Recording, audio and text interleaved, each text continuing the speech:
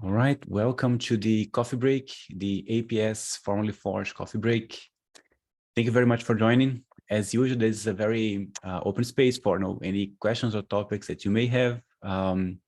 Today, we do have a special guest that should be coming soon. And as usual, let me start with you. If you have any topics or questions or projects that you're working on that you'd like to bring up, you are welcome to turn on your camera, open your microphone, and yeah, let me hand over to you. Any topics? Hey. Yeah, Alex, what's going on? I basically have 3 questions today. 3? Wow, okay, yes. Go ahead. Yeah. So let me share my screen first. First question. This is very low priority issue found by our users, but anyway, I will show you. Go into navigation. Here we have turned on reverse mouse zoom direction. Another viewer from the same domain. It's not turned on. The difference is that here we are displaying a Revit model from object OSS converted with model derivative. Here is inventor model generated by design automation solves like local environment. And then when we zoom with mouse wheel, it has reverse directions. Okay, so you are asking why is this different? Yes. I'll have to check. I know those settings are configurable. Yeah, they are configurable and they are stored in a session in a cookie. Yeah, local storage, right? Yes. Yeah. But why they are different? Navigation. I would have to check. And you said that the building is a Revit and the small one is Inventor, right? Yes. Is that the only property that is different? Yes, they asked. Okay. Made low priority requirement for us. I'll have to check why that's different. You can change that on the settings to make sure that they are aligned. Yeah, you can just set it, but yeah, I'll have to check why they're different. I wouldn't expect them to be different, but no, yeah. Probably when if I reload it, it would. I mean, the reason there's a logic error going on, so yeah, I can probably explain why it's happening. You've got 2 viewers, right? And one's embedded inside an iframe. And so the one that's inside the iframe doesn't have permission to some of the local storage settings. And and there's a complex logic for overriding what's inside the drawing. So there's some complex, there's some complexity going on with iframe not having permissions to see the settings of the parent frame of the local storage. That's what it looks like. Yeah, here I use iframes, but here I will show you it's not an iframe. Basically, if we are okay, so this one and no viewers. 2 viewers, they are not on the iframe. Yeah, and so the heuristics, as I was trying to explain how the heuristics work for that, it's a little complicated because there's it goes something like this: the SVF itself, the drawing itself, can embed settings, so it can embed overrides, and then there's one more. There's another way to override the settings, and I'm trying to think how that is. I think that's caused by the service. So you can have another override, and then the final override's in the user interface. So and it's between those 3 things that it decides what the behavior is. So sometimes you can't override the user interface doesn't override. It doesn't have priority over overriding that. So something else, maybe inside the drawing or the other thing, is overriding that behavior. And then the fact that you've got two viewers and they're conflicting, one of the viewers might have priority over that setting, and it's setting that value, and so the user interface doesn't have any effect. So I don't know for sure what's going on, but it's going to be something complicated like that. It's just unverified behavior when you've got two viewers fighting over the same settings. Maybe there is a way to pass some options environment to override the settings. Yeah, there would be. There's an API there somewhere to basically control that scroll wheel setting. Yeah, we could programmatically force it. Yeah, it's possible. I just don't know how to do it right now. I'd have to look in the code. Okay, thanks. Okay, then my next question. Design automation. Sometimes our developers make errors, and here is what I expect: status failed instructions, but in some other cases, same the bundle, same activity, but core console exiting with error code, but anyway, status success. Yeah. So where is there is no error code there, right? Code is basically that one is succeeding, right? What is yes, the other one? It succeeded, and then I start the start next task, and it fails.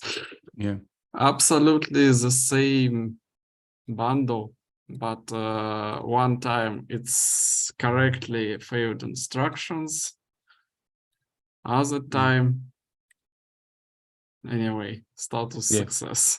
Yeah. So there are different reasons for a work item to succeed or fail, right? It's not only the code executing, but also the output being there, right? So it's possible that so upload successfully, result success. Yeah, so that is success. Can you move to the other one that is failing? Yeah, here, right? So and expected during the core agent job, you see right here. So what I'm saying is that sometimes, yeah, you just stop moving for a moment. You see that here. Yeah, so you see that that is happening after, probably because the file that it needs, it's not there, right? You see that it's on the other one that succeeds, there is a file to zip, right? And here there is no file to zip. So it seems that your code is failing to produce that file. And I see there is a problem here on the rest of the code. Strange, because basically it's the same error in the same. Yeah, but on the other case, the zip was not there. So you see here there is a zip on this one that succeeds, and then it can zip the file. It's a folder, and and on the other case the zip is not there. So maybe the zip was not ready in time. So it can also be a problem of timing, right? The zip is not there by the end of the execution, and then when it tries to zip the file, it fails because the output, as expected, is not there. So you can either check if the zip is there. So one suggestion, right? You can either check if the zip is there, or say that the zip is not required on that execution, right? So in that way, you may not have the zip, but no. Basically, it is. It's a folder, and I am 100% sure that the code may.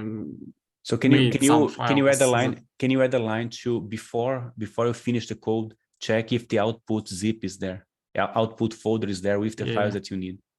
So yeah. But basically here it also should exist. Yeah, but so here there is no indication that it's trying to zip the file. Yeah, so that's why just exits. Yeah. So can you send us the two work item IDs so you can take a look at the logs? Maybe there's something else we can take a look. Sure. Yeah. Item ID. It's here. Yeah. Send us the two, ID. one that is failing, one that is succeeding. Can you send that via a ticket? So aps.help@autodesk.com. So you can start the ticket for you. Yeah. APS. We probably have to look at the logs to see why this is happening there.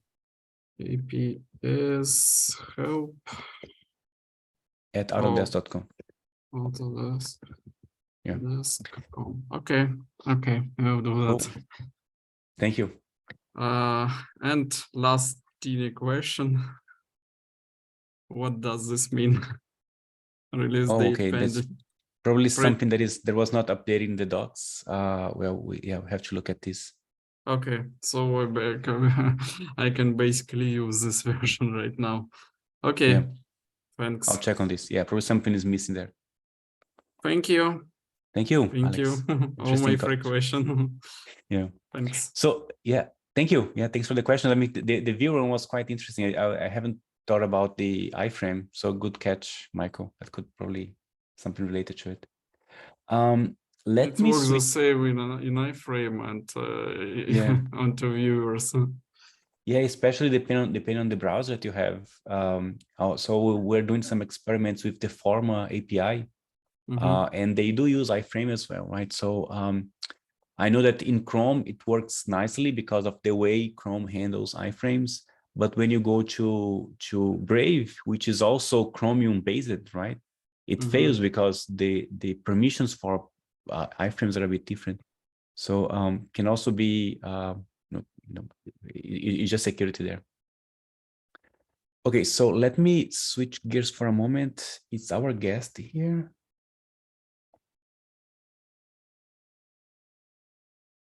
Yeah, Tommy's here. Yeah, where is? Who are you looking for? Yeah, no, yeah, he's here. He's here. Okay, Tommy. Good afternoon, Tommy. So yeah, we have a special guest today, Tommy and Antonio. Where as well? Oh yes, sure. My Zoom is changing the camera position. So we have two guests today. They'll be showcasing something that they're working on, and will be interesting to see what they're doing. And if you have any questions as well, please share. So let's go, Tommy. You have the floor. All right, great. Can you hear me? How's the sound? Yes, okay? Loud and clear. Loud and clear. All right, great.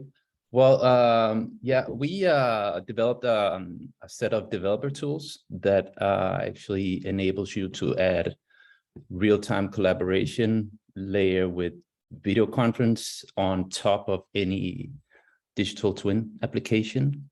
And that is not only Autodesk related, but what we did was that we actually created a Autodesk plugin that we're pretty excited to show, to share and get some feedback on.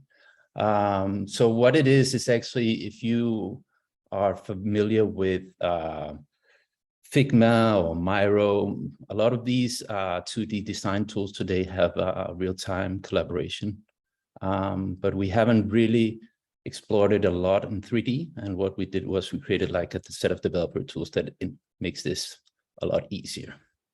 So that's actually, and we would love to get some feedback on if anyone really want to try to use it, and also ask questions here. So maybe I'll just show you really quickly a quick demo.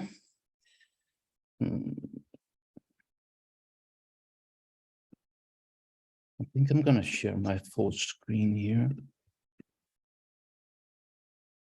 Let me just do this here. So this here is, do you see my screen? Yeah. Okay, so this is the viewer that everyone must be familiar with. And in this case here, this is a simple demo where we create a meeting that up to 16 people can be in, and at the same time we can have visitors to come in and just like a YouTube live or anything like that. So in this case here, I'll just enter a meeting. I can choose an avatar. Again, this is a developer tools. You can choose if you want to or not. And what we have here is a meeting overlay on top of the viewer. And if I move over here and maybe here, then I can take a guest to come into the same meeting.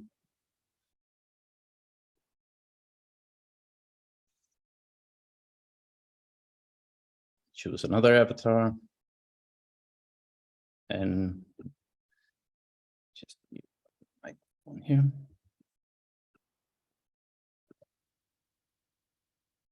And what you see is here is actually we have two people with mouse pointers and avatars sync selections. Let me just go in here. So now we can see we inject avatars into a voice viewer. And if we go back to the docs here, how it works is that, so any application that, in this case here, this is from Autodesk, you can use our SDK to add our SDK or an overlay. This is a video conference overlay. We use a real-time data engine for you to sync properties, whoever's in these meetings. And then we have these different plugins, and the Autodesk plugin is really made for you to be able to simplify the whole integration with mouse pointers, avatars, etc., with very few lines of code. So you don't need to do the whole logic that's already been taken care of. And so if you see here, we've developed these plugins here. And actually, the way that we organized it is that this is actually just to start the SDK. But down here, these are the initialization of the Autodesk viewer. And you simply pass that into our plugin, and then actually everything has been taken care of. So yeah, that's the first step. The idea is when you have these meetings is that a moment of collaboration is that you can sync everything. Like now we've synced, in this case, I just synced the selection of objects, but it could be anything, hotspots, models that you change models. It could be properties, etc. So you can make like a collaboration moment, share with everyone else who's entering this meeting, just like you probably know with Figma and other applications like that. Yeah. I think I'm gonna stop sharing here. Yeah, very cool. I have a question there. So when you run that SDK, right? Mm-hmm. Is there a server side for that as well? For the code to run? I mean, do you host anything, or whoever is using the SDK needs to host all the server side as well? Antonio, do you wanna? I wanna let Antonio speak a little bit here as well, so I'm not only. Yeah, sure. No, so you have your own application, right? Your own Autodesk application viewer, and then you just import our SDK, and then you can start. You can connect to your viewer, which is hosted on wherever you want, wherever you want to host, and then our SDK talks to, of course, to Supervis backend for the video conferencing part and also the sync part. So there is the Supervis backend, but you can use it on your own application that you already have. You can, like, you don't need to. Yeah. So our element is actually an iframe on top of the viewer of your existing application that we control. So you have the controls there, so you can follow someone around in a 3D space. You can go to, but that actually is the communication between our iframe layer on top, and then the plugin then you initialize in your code. All right, thank you. Any other questions?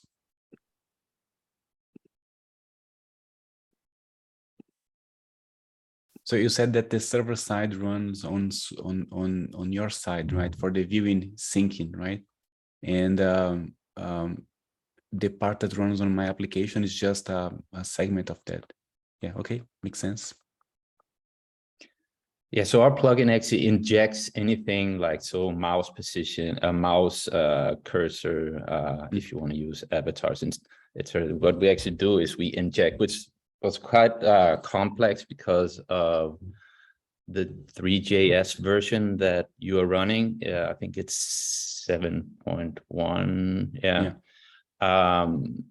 That was quite complex. We had to do some magic there to, what was it? We had to convert it to Collada and then back again. What was it, Antonio? But anyways, we managed to do it to be able to make, again, essentially we make a single user experience into a multiplayer experience. That's what we do. And to use that to be able to collaborate on any kind of subject inside of 3D.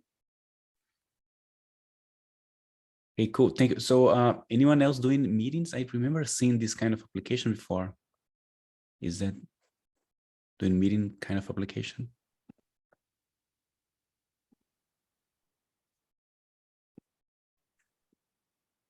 There is a question from Eric. Can you work with CAD files, 2D drawings? Actually, yeah. Anything, it actually, the 2D is working as well on the plugin, right, Antonio, when it's CAD files? Didn't we test that? Yeah, should work, yes. So the mouse positions, I I don't think you will- see the avatars, right? If you use avatars, you don't see it, you just see mouse positions, right? Yes. Yeah.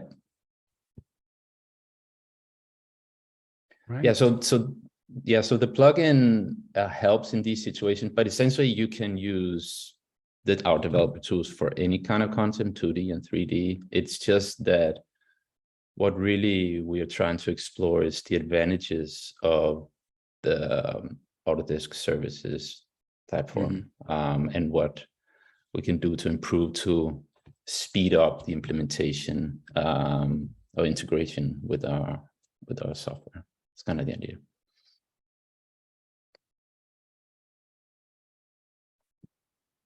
All right. So if there is no other questions. Hey, I have one. Yes. Yeah, John. Is there have you gone through any workflow regarding creation of issues or maybe another resources to, because I'm thinking about coordination, right? The main focus will be coordination.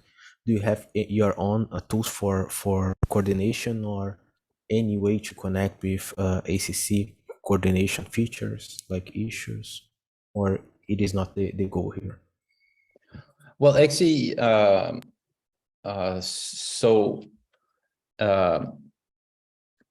like if you want to share any kind of data during a meeting, you use this real-time data engine. It doesn't really matter in what it is, if that's your question, like what kind of, like we don't solve any, essentially we don't solve any user journey. Like it should work on any kind of user journey. That's actually my answer here. So if you have a software that has issue management or whatever, if that works in a single user experience that you then sync asynchronously, then with the developer tools we have, essentially we sync them in real time, and you can do that while you collaborate on top of it. It doesn't really matter what the data is. It could be anything. Not sure if I answered your question. Okay, thanks.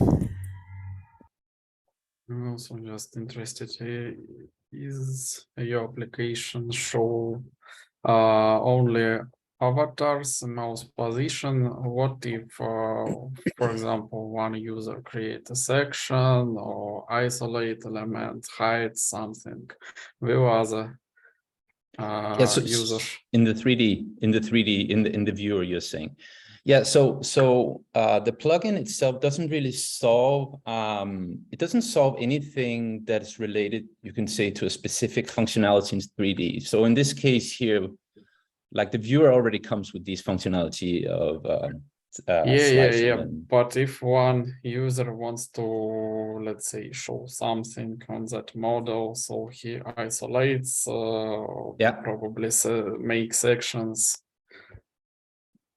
Yeah, so if he makes sections on his end, so let's say we are here, what we do is, so we have this, our data engine that you pass data.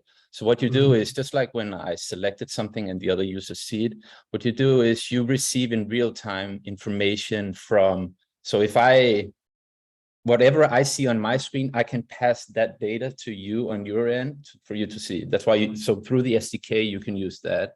It's you have to implement yourself.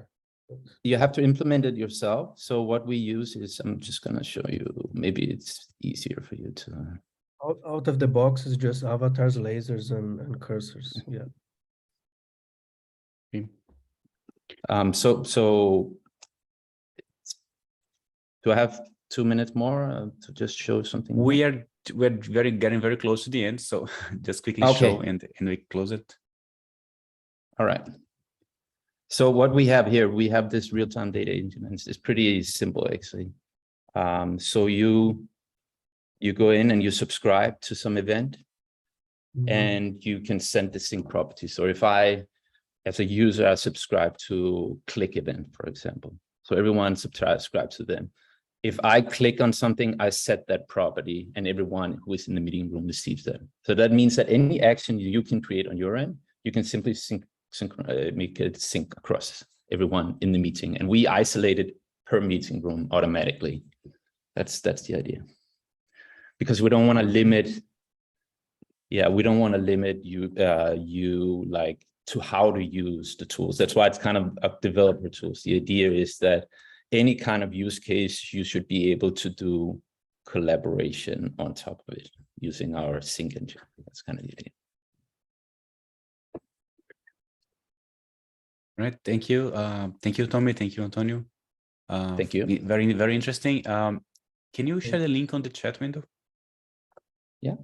Yep, please. Thank you. So again, this is developer tools, quite interesting for developers. They're working on this, and no, if you're interested, go check it out.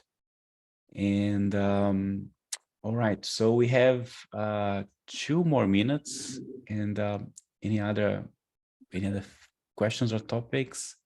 I know that we just started registration for DevCon that is coming in September in San Francisco and Europe. The places should be confirmed yet, but somewhere in Europe. It's coming soon, probably Germany or Netherlands, but to be confirmed. Oh yes, Luis. I have a question about design automation and the engine life cycle. I wonder if there's some possibility to create today, like Revit 2020, that is obsolete. Yeah, there's some way. Why do you need that? Why do you need to show the engine? Because I want to use the original software, because I want to test some libraries in that version. Okay, but do you use that in production, or is just for testing? Today I'm trying to use in the production. Okay, and create go ahead. Sorry. I'm creating a package to a unit test. So today I'm running in my Revit, installing my machine, but in the future I want to use design automation. Okay. And I already can work with the 4 versions that is available, but the old ones I cannot create a new. So the whole reason for the deprecation of old versions of the engines, it's because those engines, right, they still run, well, it's still AutoCAD, it's still Revit, it's still Inventor. They run on top of Windows, and for desktop, we are also, if you have a desktop license for those, you eventually have no more ways to license those applications, right? Even on desktop, just because no security patches, all of those things are not available. So the design automation is just mimicking what we have on the desktop world, right? So eventually, those engines will be removed from design automation because of the security risks of having those old engines running. So I'm curious why you are starting a new development with such an old engine. And so that said, right? Can you please write us the use case that you have explaining, right? Because we did start that process of sunsetting old versions of the engines. We are getting some feedback, and we are collecting that feedback so you can revisit the policy, right? So we said, okay, we have to deprecate those engines. Here's the policy on how to do it. But as we are getting feedback, let's review it. Maybe something is not right? So can you please send us the use case? And that's for everyone. If you have a use case for a very, very old engine on design automation, please send us the use case and why you need an old version so you can accommodate for those things, right? Of course, we don't want to break any workflows, but eventually we need to deprecate those engines. So please send us the message, Luis and anyone else, and let's revisit what we have. Yes, please, thank you. And no, please be as descriptive as possible. Explain why you need it, why such an old engine, so we can revisit that. Yeah, but today I can download the version 19 and 20 for Revit. It still can. In that 2-year gap, that's not supported anymore, or yeah. So the policy is that you still develop patches for current +3, and you can still install current +5, right? It depends on the license that you have. So the engines are just mimicking that, right? But anyway, please send us the message. Yeah. We're collecting that feedback, and let's review the policy if anything needs to be changed there. Okay, thank you. Cool. All right. We're just a bit over time, and Heinz mentioned, do you have any showcase about input data from InfraWorks, like a highway or railway? Not from InfraWorks. We do have a sample on which is still with the old name, Forge Highway, and it's using actually Navisworks. So you can check out this sample here. Let me share the URL. So IWD files, if you upload this to BIM 360, can you hear me? Michael? Yes, it's low. No, I'm not so good. Hang on. Yeah, go ahead, Michael. Let's see if I can fix that. Right. So you can upload IWD files directly to BIM 360 and ACC, and it will generate an SVF2 version of that. You can also pull in InfraWorks files into Navisworks and then use that NWD file and upload that through Forge services. So you can view InfraWorks content through SVF2 in the viewer. And the example that you're seeing now, the highway example that Augusto was showing is an example of that. Yeah. So Thank you, Mike. So it is supported if your model is coming from there, and also we have a sample that is using Navis. But I understood you are looking for a showcase sample, right? So that could be something that you can show up today. Thank you. So all right, let me share here again, and all right. So we are a few minutes over time. Anyway, thank you very much for joining today. The recording will be available shortly on Twitter as usual, and see you in 2 weeks, same time, same link. And thank you very much for joining today. Very nice presentation, very interesting discussion. Thank you, and see you in 2 weeks. Thank you.